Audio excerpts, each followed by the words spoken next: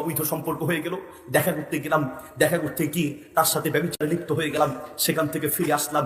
ফিরে আসার পরে হঠাৎ করে গায়ে একটু জ্বর হলো, ঔষধ খেলাম, ভালো হই না। ঢাকাতে গেলাম, ডাক্তার দেখালাম, ভালো হই না।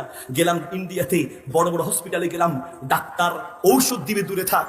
ডাক্তার লক্ষ লক্ষ টাকা খরচ করে পরীক্ষা নিরীক্ষা করে ঔষধ দিবে দূরে থাক, ডাক্তার রোগী খুঁজে পায় না। ডাক্তার রোগী খুঁজে পায় না, কি করব? আমি বললাম, ভাই রে, কিছু করার নাই, ডাক্তার বেটে ভত্তা বানাইয়া খাওয়ালেও কাজ হবে না।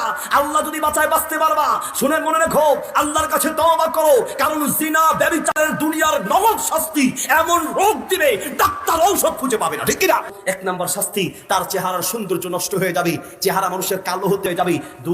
দুই নাম্বার শাস্তি হলো নুকসান ফির রিজকি, জিনা ব্যভিচারের দুনিয়ার 2 নাম্বার নগদ শাস্তি হচ্ছে আল্লাহ রিজিকের বরকত নিয়ে যাবে। রিজিক তিন নাম্বার পাপের শাস্তি বাক্তাতান ফি কুলুবিল খালক, সৃষ্টি জগতের অন্তরে তোমার প্রতি ঘৃণা সৃষ্টি।